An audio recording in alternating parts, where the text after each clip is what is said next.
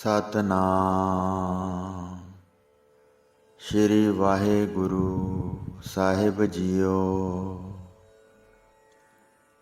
ਪਰਮ ਸਨਮਾਨਿਓ ਗੁਰੂ ਰੂਪ ਗੁਰੂ ਖਾਲਸਾ ਸਾਧ ਸੰਗਤ ਜੀ, ਵਾਹਿਗੁਰੂ ਜੀ ਕਾ ਖਾਲਸਾ ਵਾਹਿਗੁਰੂ ਜੀ ਕੀ ਫਤਿਹ। ਗੁਰੂ ਕੇ ਸਿੰਘ ਨੇ ਕੋਇਆ ਹੋਇਆ ਮਾਸ, ਕੁੱਟਿਆ ਹੋਇਆ ਮਾਸ ਕਦੇ ਨਹੀਂ ਖਾਣਾ ਹੈ।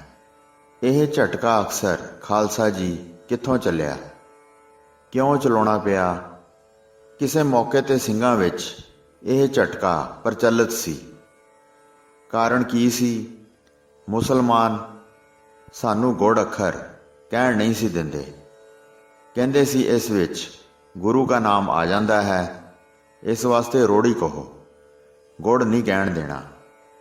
ਫਿਰ ਉਹ ਕਹਿੰਦੇ ਸਨ ਹਿੰਦੂਆਂ ਨੂੰ ਸਿਰ ਤੇ ਪੱਗ ਨਹੀਂ ਬੰਨ੍ਹਣ ਦੇਣੀ, ਤਖਤ ਦੇ ਮਾਲਕ ਨਹੀਂ ਬਣਨ ਦੇਣਾ, ਘੋੜੀ ਤੇ ਨਹੀਂ ਚੜ੍ਹਨ ਦੇਣਾ, ਸ਼ਸਤਰ ਨਹੀਂ ਪਕੜਨ ਦੇਣਾ, ਫੌਜਾਂ ਨਹੀਂ ਰੱਖਣ ਦੇਣੀਆਂ, ਕਣਕ ਦੀ ਰੋਟੀ ਨਹੀਂ ਖਾਣ ਦੇਣੀ, ਧਾਤ ਦੇ ਭਾਂਡੇ ਵਿੱਚ ਨਹੀਂ ਪਕਾਉਣ ਦੇਣਾ, ਮਿੱਟੀ ਦੀਆਂ ਕਨਾਲੀਆਂ ਵਿੱਚ ਪਕਾਉਣ ਤੇ 2.5 ਛੁਰੀਆਂ ਫੇਰ ਕਰਕੇ ਕੋਹਿਆ ਹੋਇਆ ਮਾਸ ਖਾਣਾ ਹੈ। ਧੰਨ ਸਤਿਗੁਰੂ ਸੱਚੇ ਪਾਤਸ਼ਾਹ ਜਿਨ੍ਹਾਂ ਨੇ ਖਾਲਸਾ ਜੀ ਸਾਡੇ ਤੇ ਕਿਰਪਾ ਕੀਤੀ, ਗਰੀਬ ਨਵਾਜ਼ ਸੱਚੇ ਪਾਤਸ਼ਾਹ ਨੇ ਸਭ ਤੋਂ ਵੱਧ ਘੋੜੇ ਦੀ ਸਵਾਰੀ ਨੂੰ ਪਸੰਦ ਕਿਉਂ ਕੀਤਾ? ਅਕਾਲ ਤਖਤ ਸਾਹਿਬ ਰਚਿਆ ਕਿਉਂ? ਕਲਗੀਆਂ ਕਿਉਂ ਸੀਸ ਤੇ ਸਜਾਈਆਂ? ਹੱਥ ਵਿੱਚ ਬਾਜ ਕਿਉਂ ਪਕੜੇ? ਸ਼ਸਤਰ ਕਿਉਂ ਪਹਿਰੇ? ਤਖਤ ਸਾਹਿਬ ਕਿਉਂ ਰਚੇ? ਫੌਜਾਂ ਕਿਉਂ ਬਣਾਈਆਂ? ਕਿਉਂਕਿ ਇਹਨਾਂ ਸਾਰੀਆਂ ਹੀ ਗੱਲਾਂ ਦੀ ਮਨਾਹੀ ਕੀਤੀ ਹੋਈ ਸੀ। ਮੁਸਲਮਾਨਾਂ ਨੇ 1100 ਸਾਲਾਂ ਤੋਂ ਰਾਜ ਕਰਦਿਆਂ ਨੇ ਹਿੰਦੂਆਂ ਵਿਚਾਰਿਆਂ ਨੂੰ ਇੰਨਾ ਦਬਾ ਦਿੱਤਾ ਸੀ, ਉਹ ਕੁਛ ਨਹੀਂ ਸਨ ਸਕਦੇ, ਬੋਲ ਨਹੀਂ ਸਨ ਸਕਦੇ। ਗੁਲਾਮੀ ਦੀਆਂ ਜੰਜੀਰਾਂ ਵਿੱਚ ਐਸੇ ਜਕੜੇ ਹੋਏ ਸਨ। ਸਵੈ ਰੱਖਿਆ ਜਿਹੜੀ ਸੀ, ਇਹ ਤਾਂ ਸੁਭਾਅ ਤੇ ਵੀਰ ਰਸ ਪੁਣੇ ਦਾ ਸੁਭਾਅ ਮੁੱਕ ਚੁੱਕਿਆ ਸੀ। ਵੱਡੀ ਗੱਲ ਅਹਿੰਸੋ ਪਰਮਾ ਧਰਮਾ ਬੋਧੀਆਂ ਜੈਨੀਆਂ ਆਦਿਕ ਨੇ ਇਹ ਗ੍ਰਹਿਣ ਕਰ ਲਏ। ਮੁਸਲਮਾਨ ਗਊਆਂ ਅੱਗੇ ਲਾਈਆਂ ਹੋਣੀਆਂ ਤੇ ਮਗਰ ਤੋਪਾਂ ਤੇ ਰਫਲਾਂ ਦੇ ਨੇਜ਼ੇ ਤੇ ਭੱਲੇ ਤੇ ਸਾਰਿਆਂ ਨੂੰ ਲੁੱਟ-ਪੁੱਟ ਕੇ ਤੇ ਬਰਬਾਦ ਕਰਕੇ ਮੁੜ ਜਾਣਾ, ਤੇ ਇੱਧਰ ਅਹਿੰਸੋ ਪਰਮਾ ਧਰਮਾ ਚੱਕੀ ਫਿਰਦੇ ਸਨ।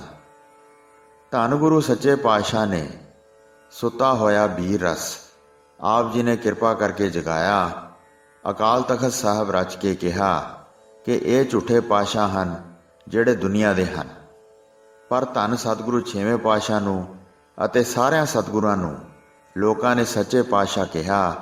ਫਿਰ ਘੋੜੇ ਤੇ ਸਵਾਰੀ ਕੀਤੀ ਅਤੇ ਕਿਹਾ ਕਿ ਅਸੀਂ ਘੋੜੇ ਤੇ ਸਵਾਰੀ ਕਰਾਂਗੇ। ਅਸੀਂ ਸ਼ਾਂਤ ਰਸ ਵਿੱਚ ਰਹਿ ਕੇ ਕੁਰਬਾਨੀ ਕਰਨ ਦੀ ਹੱਦ ਕਰ ਦਿੱਤੀ। ਤਤੀਆਂ ਤਵੀਆਂ ਤੇ ਬੈਠ ਕੇ ਕੋਈ ਸਰਾਪ ਨਹੀਂ ਦਿੱਤਾ, ਉਬਲਦੀ ਦੇਗ ਵਿੱਚ ਬੈਠ ਕੇ ਕੋਈ ਬਚਨ ਨਹੀਂ ਕਿਹਾ, ਤੱਤਾ ਰੇਤਾ ਸੀਸ ਵਿੱਚ ਪੈਣ ਤੇ ਮਨ ਵਿੱਚ ਘਬਰਾਹਟ ਨਹੀਂ ਆਈ, ਠੰਡੇ ਜਲ ਵਿੱਚ ਇਸ਼ਨਾਨ ਕਰਾਉਣ ਤੋਂ ਕਿਸੇ ਪ੍ਰਕਾਰ ਚਿਹਰੇ ਤੇ ਵੱਟ ਨਹੀਂ ਪਾਇਆ। ਜ਼ੁਲਮ ਦਾ ਨਾਸ਼ ਕਰਨ ਵਾਸਤੇ ਵੱਧ ਤੋਂ ਵੱਧ ਕੁਰਬਾਨੀ ਦੇ ਕੇ ਸ਼ਹੀਦਾਂ ਦੇ ਸਰਤਾਜ ਬਣੇ। ਤੇ ਉਹ ਲੋਕ ਜਿਹੜੇ ਹਿੰਦੂਆਂ ਨੂੰ ਇਹੀ ਸਮਝਦੇ ਸਨ ਕਿ ਸਾਡੇ ਬੱਕਰੇ ਹਨ, ਜਦੋਂ ਚਾਹੀਏ ਉਦੋਂ ਅਸੀਂ ਇਹਨਾਂ ਨੂੰ ਖੋਹ ਲੈਣਾ ਤੇ ਵੱਢ ਲੈਣਾ ਹੈ। ਜ਼ਰੂਰੀ ਸੀ ਕਿ ਵੀਰ ਰਸ ਉਸ ਮੌਕੇ ਤੇ ਭਰਿਆ ਜਾਵੇ। ਤਾਈਓ 6ਵੇਂ ਪਾਤਸ਼ਾਹ ਜੀ ਨੇ ਜਦੋਂ 5ਵੇਂ ਪਾਤਸ਼ਾਹ ਦਾ ਸੁਨੇਹਾ ਪੁੱਜਾ ਕਿ ਆਪ ਸ਼ਹੀਦ ਹੋ ਕੇ ਜੋਤੀ ਜੋਤ ਸਮਾ ਗਏ ਹਨ, ਤਾਂ ਪਹਿਲੇ ਦਿਨ ਹੀ ਪ੍ਰਣ ਕੀਤਾ ਕਿ ਅਸੀਂ ਹੁਣ ਤਖਤ ਸਾਹਿਬ ਰਚਾਂਗੇ, ਅਸੀਂ ਫੌਜਾਂ ਰੱਖਾਂਗੇ, ਅਸੀਂ ਘੋੜਸਵਾਰ ਹੋਵਾਂਗੇ, ਅਸੀਂ ਸੀਸ ਤੇ ਕਲਗੀਆਂ ਸਜਾਵਾਂਗੇ, ਅਸੀਂ ਇੱਕ ਸ਼ਸਤਰ ਨਹੀਂ 2 ਕਿਰਪਾਨਾਂ ਪਹਿਰਾਂਗੇ, ਅਸੀਂ ਹੱਥ ਵਿੱਚ ਬਾਜ ਪਕੜਾਂਗੇ, ਚਿੱਟਾ ਬਾਜ ਹੋਵੇਗਾ। ਸੁਲ੍ਹਾ ਸਾਰਿਆਂ ਦੇ ਨਾਲ, ਪਰ ਜੇ ਕੋਈ ਅੜੇਗਾ ਤਾਂ ਜਿਵੇਂ ਬਾਜ ਸਾਰੇ ਪੰਛੀਆਂ ਨੂੰ ਮਾਰ ਕੇ ਖਾ ਜਾਂਦਾ ਹੈ, ਉਸੇ ਤਰ੍ਹਾਂ ਅਸੀਂ ਵੀ ਨਹੀਂ ਛੱਡਾਂਗੇ। ਇਸ ਪ੍ਰਕਾਰ ਹਜ਼ੂਰ ਸੱਚੇ ਪਾਤਸ਼ਾਹ ਨੇ ਸੁੱਤਾ ਹੋਇਆ ਵੀਰ ਰਸ ਗਰੀਬ ਨਵਾਜ਼ ਨੇ ਕਿਰਪਾ ਕਰਕੇ ਖਾਲਸਾ ਜੀ ਜਗਾਇਆ। ਸੋ ਉਸ ਮੌਕੇ ਤੇ ਜਿਹੜੇ ਕਹਿੰਦੇ ਸਨ ਕਿ ਕੇਵਲ ਕੁੱਠਾ ਹੋਇਆ ਮਾਸ ਖਾਓ, ਉਸ ਮੌਕੇ ਤੇ ਮੁਕਾਬਲੇ ਤੇ ਝਟਕਾ ਸ਼ੁਰੂ ਹੋਇਆ ਸੀ ਕਿ ਜਿਹੜੇ ਖਾਣਗੇ ਉਹ ਝਟਕਾ ਕਰਕੇ ਖਾਣਗੇ। ਇਹ ਮੁਕਾਬਲੇ ਤੇ ਖਾਲਸਾ ਜੀ ਇੱਕ ਚੀਜ਼ ਸੀ, ਜ਼ੁਬਾਨ ਦੇ ਸਵਾਦ ਵਾਸਤੇ ਕਦੇ ਬੱਕਰਿਆਂ ਨੂੰ ਵੱਢ ਕੇ ਖਾਣਾ ਗੁਰੂ ਘਰ ਦੇ ਵਿੱਚ ਇਹ ਆਗਿਆ ਨਹੀਂ ਹੋਈ। ਸੋ ਕਦੇ ਪੜ੍ਹਿਆ ਹੋਣਾ, ਮਾਨ ਸਿੰਘ ਰਾਜਾ, ਜੈ ਸਿੰਘ ਸਵਾਈ ਰਾਜਾ, ਬਿਸ਼ਨ ਸਿੰਘ ਰਾਜਾ, ਇਹ ਸਾਰੇ ਰਾਜਪੂਤ ਰਾਜੇ ਸਨ। ਸੋ ਬਿਸ਼ਨ ਸਿੰਘ ਰਾਜੇ ਦੀ ਸਹਾਇਤਾ ਸਤਿਗੁਰੂ 9ਵੇਂ ਪਾਤਸ਼ਾਹ ਨੇ ਕੀਤੀ। ਜੈ ਸਿੰਘ ਸਵਾਈ ਸਤਿਗੁਰੂ 8ਵੇਂ ਪਾਤਸ਼ਾਹ ਨੂੰ ਬੇਨਤੀ ਕਰਕੇ ਦਿੱਲੀ ਵਿੱਚ ਲੈ ਕੇ ਆਇਆ। ਮਾਨ ਸਿੰਘ ਰਾਜਾ ਬਿਸ਼ਨ ਸਿੰਘ ਦਾ ਦਾਦਾ ਸੀ। ਇਹ ਸਾਰੇ ਜੈਪੁਰ ਅਤੇ ਜੋਧਪੁਰ ਦੇ ਰਾਜੇ ਸਨ। ਸਿੰਘ ਨਾਮ ਸ਼ੇਰ ਦਾ ਹੈ। ਮੁਸਲਮਾਨਾਂ ਨੇ ਹੁਕਮ ਕਰ ਦਿੱਤਾ ਸੀ ਨੌਰੰਗੇ ਨੇ ਕਿ ਕੋਈ ਵੀ ਆਪਣੇ ਨਾਮ ਦੇ ਨਾਲ ਸਿੰਘ ਨਹੀਂ ਰੱਖ ਸਕਦਾ, ਸਿੰਘ ਨਹੀਂ ਕਹਾ ਸਕਦਾ, ਕਿਉਂਕਿ ਨਾਮ ਰੱਖਣ ਨਾਲ ਜੇ ਕਿਤੇ ਸ਼ੇਰ ਬਣ ਗਿਆ ਤਾਂ ਉਸ ਵਿੱਚ ਕਿਤੇ ਤਾਕਤ ਨਾ ਆ ਜਾਵੇ। ਇਹ ਚੜ੍ਹਦੀਆਂ ਕਲਾ ਵਾਲਾ ਬੋਲਾ ਹੈ, ਇਸ ਵਾਸਤੇ ਸਿੰਘ ਕੋਈ ਨਾਮ ਨਹੀਂ ਰਖਾ ਸਕਦਾ। ਹਜ਼ੂਰ ਕਲਗੀਆਂ ਵਾਲੇ ਨੇ ਕਿਹਾ ਕਿ ਜਿੰਨੇ ਵੀ ਸਾਡੇ ਪੰਥ ਵਿੱਚ ਪੈਦਾ ਹੋਣਗੇ ਸਾਰਿਆਂ ਦਾ ਨਾਮ ਹੀ ਸਿੰਘ ਹੋਵੇਗਾ, ਅੱਧਾ ਨਾਮ ਕਿਸੇ ਨੂੰ ਰੱਖਣ ਨਹੀਂ ਦੇਣਾ। ਸੋ ਸਾਧ ਸੰਗਤ ਜੀ, ਰਹਿਤਨਾਮੇ ਵਿੱਚ ਹੁਕਮ ਹੈ ਕਿ ਅੱਧਾ ਨਾਮ ਲੈਣ ਵਾਲਾ ਤਨਖਾਹੀਆ ਹੈ ਤੇ ਮਾਈਆਂ ਦਾ ਨਾਮ ਗੁਰੂ ਜੀ ਨੇ ਕੌਰ ਰੱਖਿਆ। ਇਹ ਕੌਰ ਕਿਸ ਨੂੰ ਕਹਿੰਦੇ ਹਨ? ਇੱਕ ਪਾਤਸ਼ਾਹ ਦਾ ਟਿੱਕਾ ਹੁੰਦਾ ਹੈ, ਉਸ ਵਿੱਚ ਜਿਹੜਾ ਵੱਡਾ ਪੁੱਤਰ ਹੁੰਦਾ ਹੈ, ਜਿਹੜਾ ਰਾਜ ਦਾ ਹੱਕਦਾਰ ਹੁੰਦਾ ਸੀ, ਵੱਡੇ ਪੁੱਤਰ ਨੂੰ ਰਾਜ ਮਿਲਣਾ ਤੇ ਛੋਟਾ ਪੁੱਤਰ ਕੁੰਵਰ ਕਹਾਉਂਦਾ ਸੀ। ਕਿੰਨੇ ਹੀ ਛੋਟੇ ਪੁੱਤਰ ਹੋਣ ਉਹਨਾਂ ਨੂੰ ਕੁੰਵਰ ਜੀ ਕਿਹਾ ਜਾਂਦਾ ਸੀ, ਪਰ ਗੁਰੂ ਸੱਚੇ ਪਾਤਸ਼ਾਹ ਨੇ ਸਿੰਘ ਨੂੰ ਆਪਣਾ ਟਿੱਕਾ ਪੁੱਤਰ ਬਣਾਇਆ ਤੇ ਧੀਆਂ ਭੈਣਾਂ ਨੂੰ ਸੱਚੇ ਪਾਤਸ਼ਾਹ ਨੇ ਕੌਰ ਬਣਾਇਆ। ਆਪ ਜੀ ਨੇ ਛੋਟੇ ਪੁੱਤਰ ਬਣਾਇਆ। ਕਿੱਡੀ ਵੱਡੀ ਦਾਤ ਮਹਾਰਾਜ ਜੀ ਨੇ ਸਾਨੂੰ ਦਿੱਤੀ। ਤੇ ਅੱਜ ਕੱਲ੍ਹ ਅਫਸੋਸ ਕਿ ਆਪਾਂ ਅੱਧਾ ਨਾਮ ਲੈ ਕੇ ਹੀ ਸਾਰੇ ਇੱਕ ਦੂਸਰੇ ਨੂੰ ਬੁਲਾਉਣ ਲੱਗ ਪਏ। ਬੀਬੀਆਂ ਦਾ ਨਾਮ ਵੀ ਅੱਧਾ ਤੇ ਸਿੰਘਾਂ ਦਾ ਨਾਮ ਵੀ ਅੱਧਾ। ਕਿੱਥੇ ਸਤਿਗੁਰੂ ਜੀ ਨੇ ਸਾਨੂੰ ਆਪਣੇ ਟਿੱਕੇ ਬਣਾਇਆ ਤੇ ਅਸੀਂ ਅਧੂਰੇ ਹੀ ਬਣ ਕੇ ਰਹਿਣ ਲੱਗ ਪਏ ਤੇ ਅਸੀਂ ਗੁਰੂ ਕੀਆਂ ਪੁੱਤਰੀਆਂ ਨਹੀਂ ਬਣ ਸਕੀਆਂ। ਜਿਹੜਾ ਅਹੁਦਾ ਕਿਸੇ ਨੂੰ ਪ੍ਰਾਪਤ ਹੋਇਆ ਹੁੰਦਾ ਉਸ ਨੂੰ ਕੋਈ ਆਪਣੇ ਹੱਥੀਂ ਗਵਾਉਂਦਾ ਨਹੀਂ। ਵੀਰ ਚੱਕਰ ਮਿਲਦੇ ਹਨ, ਪਰਮਵੀਰ ਚੱਕਰ ਵੀ ਮਿਲਦੇ ਹਨ। ਇਹੋ ਜਿਹੀਆਂ ਚੀਜ਼ਾਂ ਅੱਜ ਕੱਲ੍ਹ ਜਦੋਂ ਕਿਸੇ ਨੂੰ ਮਿਲਦੀਆਂ ਹਨ, ਜਦੋਂ ਕੋਈ ਬਹਾਦਰੀ ਕਰਕੇ ਵਿਖਾਉਂਦਾ ਹੈ, ਭਲਾ ਉਹ ਲਾਹ ਕੇ ਥੋੜ੍ਹਾ ਸਿੱਟ ਦਿੰਦੇ ਨੇ ਕਿ ਲੈ ਜਾਓ, ਸਾਨੂੰ ਇਹ ਸਤਿਕਾਰ ਨਹੀਂ ਚਾਹੀਦਾ, ਕਦੇ ਵੀ ਨਹੀਂ। ਤੇ ਸੱਚੇ ਪਾਤਸ਼ਾਹ ਨੇ ਸਾਨੂੰ ਏਡੀਆਂ ਘਾਲਣਾ ਘਾਲ ਕੇ ਪਰਿਵਾਰ ਵਾਰ ਕੇ ਦਾਤਾਂ ਦਿੱਤੀਆਂ, ਸਿੰਘ ਨਾਮ ਤੇ ਕੌਰ ਨਾਮ। ਪਰ ਅਫਸੋਸ ਹੈ ਕਿ ਅੱਜ ਅਸੀਂ ਲਾੜ ਵਿੱਚ ਆ ਕੇ ਹੀ ਪ੍ਰਾਪਤ ਕੀਤੀ ਹੋਈ ਵੱਡੀ ਭਾਰੀ ਦਾਤ ਨੂੰ ਆਪਣੇ ਹੱਥੀਂ ਗਵਾ ਰਹੇ ਹਾਂ। ਇਸ ਵਾਸਤੇ ਬੀਬੀਆਂ ਦਾ ਨਾਮ ਸ਼ੁਰੂ ਤੋਂ ਹੀ ਲੈ ਕੇ ਕੌਰ ਕਹਿਣਾ ਹੈ। ਕਈ ਕਹਿੰਦੇ ਹਨ ਜੀ ਕਿ ਸ਼ਾਦੀ ਤੋਂ ਬਾਅਦ ਕਹਿ ਲਵਾਂਗੇ, ਪਰ ਸ਼ਾਦੀ ਤੋਂ ਬਾਅਦ ਕਦੇ ਬੀਬੀ ਕੌਰ ਨਹੀਂ ਬਣਦੀ। ਜਦੋਂ ਤੋਂ ਲੈ ਕੇ ਜਨਮ ਲਿਆ ਹੈ, ਗੁਰੂ ਦੀ ਸਪੁੱਤਰੀ ਹੈ, ਇਸ ਵਾਸਤੇ ਕੌਰ ਹੈ। ਤੇ ਸਿੰਘ ਗੁਰੂ ਦਾ ਪੁੱਤਰ ਹੈ ਜਦੋਂ ਤੋਂ ਲੈ ਕੇ ਜਨਮ ਲਿਆ ਹੈ।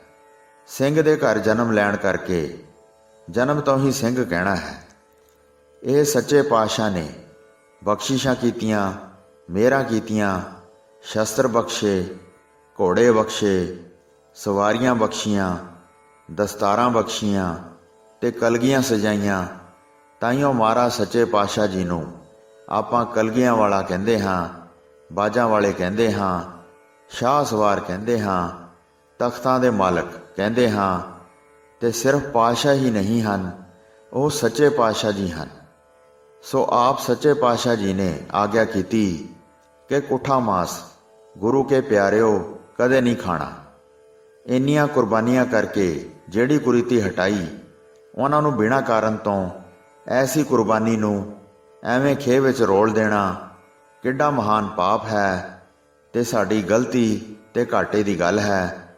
ਇਸ ਵਾਸਤੇ ਉਹ ਮਾਸ ਜਿਸ ਦੇ ਉੱਪਰ ਕਲਮਾ ਪੜ੍ਹਿਆ ਗਿਆ ਹੋਵੇ, ਸੋ ਉਹ ਮਾਸ ਕਦੇ ਵੀ ਨਹੀਂ ਖਾਣਾ। ਬਾਕੀ ਦੇ ਮਾਸ ਬਾਰੇ ਵੀ ਆਮ ਸੰਗਤਾਂ ਪੁੱਛ ਲੈਂਦੀਆਂ ਹਨ ਕਿ ਦੂਜਾ ਤਾਂ ਖਾ ਲਿਆ ਕਰੀਏ, ਉਹ ਤਾਂ ਖੁੱਲ੍ਹ ਹੈ ਨਾ। ਸੋ ਉਹਦੇ ਬਾਰੇ ਸ੍ਰੀ ਗੁਰੂ ਗ੍ਰੰਥ ਸਾਹਿਬ ਜੀ ਦੀ ਬਾਣੀ ਵਿੱਚ ਖੁੱਲ੍ਹ ਕਿਤੇ ਵੀ ਨਹੀਂ ਆਈ।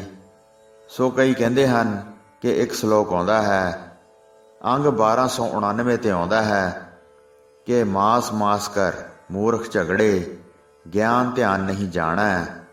ਕੌਣ ਮਾਸ ਕੌਣ ਸਾਗ ਕਹਾਵੈ, ਕਿਸ ਮੈਂ ਪਾਪ ਸਮਾਣੇ। ਗਹਿਣਾ ਮਾਰ ਹੋਮ ਜਾ ਕੀਏ, ਦੇਵਤਿਆਂ ਕੀ ਬਾਣੇ। ਸੋ ਉਹਦੇ ਅਰਥ ਜੇ ਚੰਗੀ ਤਰ੍ਹਾਂ ਕਰਕੇ ਵੇਖੀਏ ਤਾਂ ਹੋਰ ਹੀ ਨਿਕਲਦੇ ਹਨ। ਮਾਸ ਖਾਣ ਦੀ ਆਗਿਆ ਤਾਂ ਕਿਤੇ ਵੀ ਨਹੀਂ ਆਉਂਦੀ। ਜੇ ਕਿਤੇ ਆਈ ਹੈ ਤਾਂ ਉਹ ਦੱਸ ਦੇਵੇ ਤਾਂ ਚੇਤੇ ਕਰ ਲਵਾਂਗੇ ਉਸ ਪੰਕਤੀ ਦੇ ਅਰਥ, ਬਈ ਇੱਥੇ ਕਿਹਾ ਹੈ ਕਿ ਮਾਸ ਜ਼ਰੂਰ ਖਾਓ। ਕੌਣ ਮਾਸ ਕੌਣ ਸਾਗ ਕਹਾਵੈ। ਇਹ ਪਤਾ ਹੀ ਨਹੀਂ ਕਿ ਮਾਸ ਕਿਸ ਨੂੰ ਕਹਿੰਦੇ ਹਨ ਤੇ ਸਾਗ ਕਿਸ ਨੂੰ ਕਹਿੰਦੇ ਹਨ। ਸਾਧ ਸੰਗਤ ਜੀ, ਸਾਗ ਉਹ ਹੈ ਜੋ ਧਰਮ ਦੀ ਕਿਰਤ ਕਰਕੇ ਆਪ ਖਾਣਾ, ਉਹ ਸਾਗ ਹੈ, ਤੇ ਮਾਸ ਉਸ ਦਾ ਨਾਮ ਹੈ। ਹੱਕ ਪਰਾਇਆ ਨਾਨਕਾ, ਉਸ ਸੂਅਰ ਉਸ ਗਾਏ, ਗੁਰ ਪੀਰ ਹਾਮਾ ਤਾਂ ਭਰੇ, ਜਾਂ ਮੁਰਦਾਰ ਨਾ ਖਾਏ। ਸੱਚੇ ਪਾਤਸ਼ਾਹ ਨੇ ਸਾਗ ਤੇ ਮਾਸ ਦਾ ਨਿਰਣਾ ਕੀਤਾ।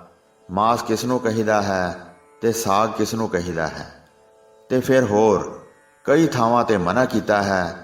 ਅਤੇ ਹਜ਼ੂਰ ਸੱਚੇ ਪਾਤਸ਼ਾਹ ਜੀ ਨੇ ਫਿਰ ਹੋਰ ਕਈ ਥਾਵਾਂ ਤੇ ਇਸ ਨੂੰ ਮਨ੍ਹਾ ਕੀਤਾ ਹੈ। ਇਸੇ ਤਰ੍ਹਾਂ ਹੀ ਅੰਗ 1350 ਤੇ ਇਹ ਸ਼ਬਦ ਸੁਸ਼ੋਭਿਤ ਹੈ, ਜੋ ਸਭ ਮੈਂ ਏਕ ਖੁਦਾਏ ਕਹਿਤ ਹੋ, ਤੋ ਕਿਉਂ ਮੁਰਗੀ ਮਾਰੈ। ਇਸੇ ਤਰ੍ਹਾਂ ਅੰਗ 898 ਤੇ ਇੱਕ ਹੋਰ ਸ਼ਬਦ ਆਉਂਦਾ ਹੈ, ਮਹਾ ਕਸਾਬ ਛੁਰੀ ਸੱਟ ਪਾਈ। ਸੋ ਇਸੇ ਤਰ੍ਹਾਂ ਅੰਗ 1377 ਤੇ ਕਬੀਰ ਸਾਹਿਬ ਦਾ ਇੱਕ ਹੋਰ ਸ਼ਬਦ ਆਉਂਦਾ ਹੈ, ਕਬੀਰ ਭਾਂਗ ਮਾਛੁਲੀ ਸੁਰਾਪਾਨ ਜੋ ਜੋ ਪ੍ਰਾਣੀ ਖਾਹੇ, ਤੀਰਥ ਵਰਤ ਨੇਮ ਕੀਏ ਤੇ ਸਭੈ ਰਸਾਤਲ ਜਾਹੇ। ਸਾਧ ਸੰਗਤ ਜੀ, ਇਹ ਸਾਰੀਆਂ ਗੁਰੂ ਕੀ ਬਾਣੀ ਦੀਆਂ ਪੰਕਤੀਆਂ ਹਨ। ਸੋ ਖਾਲਸਾ ਜੀ, ਗੁਰਬਾਣੀ ਵਿੱਚ ਕਿਤੇ ਵੀ ਮਾਸ ਖਾਣ ਦੀ ਆਗਿਆ ਨਹੀਂ ਹੈ। ਮਨ੍ਹਾ ਜ਼ਰੂਰ ਥਾਂ ਥਾਂ ਤੇ ਸ੍ਰੀ ਗੁਰੂ ਗ੍ਰੰਥ ਸਾਹਿਬ ਜੀ ਵਿੱਚ ਕੀਤਾ ਹੋਇਆ ਹੈ। ਸੱਚੇ ਪਾਤਸ਼ਾਹ ਸ੍ਰੀ ਗੁਰੂ ਨਾਨਕ ਦੇਵ ਸਾਹਿਬ ਵੇਈ ਨਦੀ ਵੱਲ ਨੂੰ ਜਾ ਰਹੇ ਹਨ। ਕਾਜ਼ੀ ਨੇ ਕੁਕੜੀ ਜ਼ੇਵਾ ਕੀਤੀ ਹੈ, ਅਚਨਚੇਤ ਹੱਥ ਵਿੱਚੋਂ ਛੁੱਟ ਗਈ। ਗਰਮ ਗਰਮ ਕੁਕੜੀ ਨੇ ਉਡਾਰੀ ਮਾਰੀ, ਖੂਨ ਦੀਆਂ ਛਿੱਟਾਂ ਜਾਮੇ ਤੇ ਪਈਆਂ, ਪਲੀਤ ਹੋ ਗਿਆ ਤੇ ਅਪਵਿੱਤਰ ਹੋ ਗਿਆ ਤੇ ਉਸਨੇ ਲਾਹ ਦਿੱਤਾ। ਮੁਸਲਮਾਨ ਜਦੋਂ ਜ਼ੇਵਾ ਕਰਦੇ ਹਨ ਉਦੋਂ ਇਹ ਸਾਰਾ ਖੂਨ ਨਿਚੋੜ ਕੇ ਤੇ ਫਿਰ ਬਾਕੀ ਦੇ ਗੋਸ਼ਤ ਨੂੰ ਖਾਂਦੇ ਹਨ। ਉਹ ਖੂਨ ਨੂੰ ਬਹੁਤ ਮਾੜਾ ਸਮਝਦੇ ਹਨ। ਸੋ ਮਹਾਰਾਜ ਸੱਚੇ ਪਾਤਸ਼ਾਹ ਇਹ ਵੇਖ ਕੇ ਉੱਥੇ ਖੜੇ ਹੋ ਗਏ ਤੇ ਬੇਪਰਵਾਹ ਅੰਤਰਜਾਮੀ ਸਤਿਗੁਰੂ ਜੀ ਕਹਿੰਦੇ ਹਨ ਕਿ ਹੇ ਕਾਜੀ ਜੀ, ਜੇ ਰਤ ਲੱਗਾ ਕੱਪੜਾ ਜਾਮਾ ਹੋਏ ਪਲੀਤ, ਜੋ ਰਤ ਪੀਵੇ ਮਾਨਸਾ ਤਿਨ ਕਿਉ ਨਿਰਮਲ ਚੀਤ। ਜੇ ਇਹ ਖੂਨ ਦੀ ਛਿੱਟ ਪੈਣ ਤੋਂ ਤੇਰਾ ਇਹ ਚੋਗਾ ਅਪਵਿੱਤਰ ਹੋ ਗਿਆ ਹੈ, ਪਲੀਤ ਹੋ ਗਿਆ ਹੈ, ਖਰਾਬ ਹੋ ਗਿਆ ਹੈ, ਤਾਂ ਇਸੇ ਦੇ ਵਿੱਚੋਂ ਹੀ ਸਾਰਾ ਮਾਸ ਬਣਿਆ ਹੈ। ਜਿਸ ਮਾਸ ਦੇ ਵਿੱਚੋਂ ਇਹ ਖੂਨ ਨਿਕਲਿਆ ਹੈ, ਉਹ ਬਾਕੀ ਦਾ ਮਾਸ ਤੈਨੂੰ ਚੰਗਾ ਲੱਗੇਗਾ, ਸਾਰਾ ਹੀ ਤੂੰ ਖਾ ਜਾਏਗਾ, ਤੇਰਾ ਹਿਰਦਾ ਅਪਵਿੱਤਰ ਨਹੀਂ ਹੋਵੇਗਾ। ਇਸ ਵਾਸਤੇ ਬਈ ਜ਼ੁਬਾਨ ਦੇ ਸਵਾਦ ਵਾਸਤੇ ਮਾਸ ਖਾਣ ਦੀ ਸਤਿਗੁਰੂ ਜੀ ਦੀ ਆਗਿਆ ਕਿਤੇ ਨਹੀਂ ਹੈ। ਕਈ ਸਵਾਲ ਕਰਦੇ ਹਨ ਕਿ ਪੁਰਾਣੇ ਸਿੰਘ ਤਾਂ ਖਾਂਦੇ ਸਨ। ਸੋ ਖਾਲਸਾ ਜੀ, ਪੁਰਾਣੇ ਸਿੰਘ ਖਾਂਦੇ ਰਹੇ ਸਨ। ਕਿਸ ਵਾਸਤੇ ਖਾਂਦੇ ਰਹੇ, ਕਦੋਂ ਖਾਂਦੇ ਰਹੇ? ਅੱਜ ਕੱਲ੍ਹ ਵਰਗੇ ਮਕਾਨ ਨਹੀਂ ਸਨ ਉਹਨਾਂ ਦੇ ਪਾਸ, ਅੱਜ ਕੱਲ੍ਹ ਵਰਗੀਆਂ ਕਾਰਾਂ ਮੋਟਰਾਂ ਅਤੇ ਸੁੱਖ ਨਹੀਂ ਸਨ ਉਹਨਾਂ ਦੇ ਪਾਸ। ਉਹ ਰਹਿੰਦੇ ਸਨ ਜੰਗਲਾਂ ਵਿੱਚ, ਪ੍ਰਸ਼ਾਦਾ ਮਿਲਦਾ ਸੀ ਕਦੇ ਕਦੇ, ਕੜਾਕਾ ਰਹਿੰਦਾ ਸੀ ਬਹੁਤਾ। ਉਹ ਬਦਾਮ ਚੱਬ ਕੇ ਵੀ ਗੁਜ਼ਾਰਾ ਕਰ ਲੈਂਦੇ ਸਨ, ਉਹ ਅਰਦਾਸ ਕਰਕੇ ਵੀ ਗੁਜ਼ਾਰਾ ਕਰ ਲੈਂਦੇ ਸਨ, ਉਹ ਬ੍ਰਿਛਾਂ ਦੀਆਂ ਛਿੱਲਾਂ ਲਾ ਕੇ ਵੀ ਗੁਜ਼ਾਰਾ ਕਰ ਲੈਂਦੇ ਸਨ। ਧਰਮ ਦੀ ਰੱਖਿਆ ਕਰਨ ਵਾਸਤੇ, ਪ੍ਰਾਣਾਂ ਨੂੰ ਚਲਾਉਣ ਵਾਸਤੇ ਜੇ ਲੋੜ ਪਵੇ ਤਾਂ ਝਟਕਾ ਕਰਕੇ ਖਾ ਵੀ ਲੈਂਦੇ ਸਨ। ਜ਼ੁਬਾਨ ਦੇ ਸਵਾਦ ਵਾਸਤੇ ਕਦੇ ਬੱਕਰੇ ਮਾਰ ਮਾਰ ਕੇ ਖਾਣੇ, ਇਹ ਕਿਤੇ ਇਤਿਹਾਸ ਵਿੱਚ ਨਹੀਂ ਆਇਆ ਹੈ। ਇਸ ਵਾਸਤੇ ਖਾਲਸਾ ਜੀ ਬਾਕੀ ਦੀਆਂ ਗੱਲਾਂ ਤਾਂ ਸਾਰੀਆਂ ਛੱਡ ਦੇਣੀਆਂ। ਉਹ ਬਹਾਦਰੀ, ਉਹ ਜੀਵਨ, ਉਹ ਰਹਿਤ ਮਰਿਆਦਾ, ਉਹ ਪਰਉਪਕਾਰ, ਉਹ ਸਾਰੇ ਇੱਕ ਪਾਸੇ ਰੱਖ ਦੇਣੇ ਤੇ ਕਹਿਣਾ ਕਿ ਸਿੰਘ ਮਾਸ ਖਾਂਦੇ ਸਨ, ਸਾਨੂੰ ਵੀ ਮਾਸ ਖਾ ਲੈਣਾ ਚਾਹੀਦਾ ਹੈ। ਇੱਕ ਆਪਣੇ ਮਤਲਬ ਦਾ ਪੱਖ ਲੈ ਲੈਣਾ, ਉਹ ਵੀ ਵੇਖਣਾ ਨਹੀਂ ਕਿ ਕਿਸ ਮੌਕੇ ਤੇ ਖਾਂਦੇ ਰਹੇ। ਸੋ ਇਹ ਏਡੀ ਸਿਆਣਪ ਵਾਲੀ ਗੱਲ ਤਾਂ ਬਹੁਤੀ ਜਾਪਦੀ ਨਹੀਂ। ਰਹੋ ਵਿਚਾਰ, ਗੁਰੂ ਜੀ ਦੇ ਬਚਨਾਂ ਅਨੁਸਾਰ ਕੁੱਠਾ ਮਾਸ ਗੁਰੂ ਕੇ ਸਿੰਘਾਂ ਨੇ ਨਹੀਂ ਖਾਣਾ ਹੈ। ਸੋ ਇਹ ਹਜ਼ੂਰ ਸੱਚੇ ਪਾਤਸ਼ਾਹ ਵੱਲੋਂ ਮਨਾ ਹੈ, ਪ੍ਰਤੱਖ ਵੀ ਮਨਾ ਹੀ ਹੈ। ਭਾਈ ਸਾਹਿਬ ਭਾਈ ਰਣਧੀਰ ਸਿੰਘ ਸਾਹਿਬ ਜੀ ਸੋ ਕਹਿਣ ਲੱਗੇ, ਜੋ ਕਿ ਬੜੇ ਕੱਟੜ ਖਿਆਲਾਂ ਦੇ ਸਨ ਤੇ ਪੂਰਨ ਗੁਰਸਿੱਖ ਸਨ, ਬਹੁਤ ਰਹਿਤ ਮਰਿਆਦਾ ਵਿੱਚ ਪਰਪੱਕ ਸਨ, ਗੁਰਮੁਖ ਪਿਆਰੇ ਸਨ। ਸੋ ਕਹਿਣ ਲੱਗੇ, ਭਾਈ ਮੁਰਗੀਆਂ ਨਹੀਂ ਮਾਰ ਕੇ ਖਾਣੀਆਂ ਚਾਹੀਦੀਆਂ। ਕਹਿਣ ਲੱਗੇ, ਕਿਉਂ, ਕੀ ਇਹਨਾਂ 'ਚ ਮਾੜਾ ਪੁਣਾ ਹੈ? ਸੁਤੇ ਸਿੱਧ ਤੁਰੇ ਜਾ ਰਹੇ ਸਨ। ਸੋ ਖਾਲਸਾ ਜੀ ਗੁਰਮੁਖ ਪਿਆਰਿਆਂ ਦੇ ਚਿੱਤ ਵਿੱਚ ਨਫ਼ਰਤ ਪੈਦਾ ਕਰਨ ਵਾਸਤੇ ਸੰਕਲਪ ਹੀ ਸੀ, ਤੁਰੇ ਜਾ ਰਹੇ ਸਨ। ਕਿਸੇ ਨੇ ਥੁੱਕਿਆ ਹੋਇਆ ਸੀ, ਮੁਰਗੀ ਕੋਲ ਖੜੀ ਹੋਈ ਸੀ, ਉਹ ਮੁਰਗੀ ਆ ਕੇ ਉਸ ਨੂੰ ਖਾਣ ਲੱਗ ਪਈ। ਭਾਈ ਸਾਹਿਬ ਜੀ ਕਹਿੰਦੇ, ਦੱਸੋ ਇਹਨਾਂ ਨੂੰ ਖਾਣਾ ਹੈ? ਇੰਨੀ ਨਫ਼ਰਤ ਹੋਈ ਵੇਖਣ ਵਾਲਿਆਂ ਨੂੰ। ਉਹਨਾਂ ਨੇ ਕੰਨਾਂ ਨੂੰ ਹੱਥ ਲਾਏ, ਕਹਿਣ ਲੱਗੇ, ਅੱਜ ਤੋਂ ਬਾਅਦ ਇਸ ਨੂੰ ਨਹੀਂ ਖਾਣਾ। ਸੋ ਇਸੇ ਪ੍ਰਕਾਰ ਕਈ ਆਖਦੇ ਹਨ ਕਿ ਉਹ ਚੀਜ਼ ਖਾ ਲੈਣੀ ਜ਼ਰੂਰੀ ਹੈ, ਆਹ ਖਾ ਲੈਣੀ ਸਰੀਰ ਵਾਸਤੇ ਫਾਇਦੇਮੰਦ ਹੈ। ਇੰਨੀ ਜ਼ਰੂਰੀ ਤਾਂ ਕੋਈ ਨਹੀਂ। ਜਿਹੜੇ ਨਹੀਂ ਵੀ ਖਾਂਦੇ, ਮਾਸ ਨੂੰ ਹੱਥ ਤੱਕ ਨਹੀਂ ਲਾਉਂਦੇ, ਮਾਸ ਖਾਣ ਵਾਲਿਆਂ ਨਾਲੋਂ ਉਹ ਘੱਟ ਤਾਕਤ ਵਾਲੇ ਨਹੀਂ ਹਨ ਤੇ ਘੱਟ ਹੌਸਲੇ ਵਾਲੇ ਨਹੀਂ ਹਨ।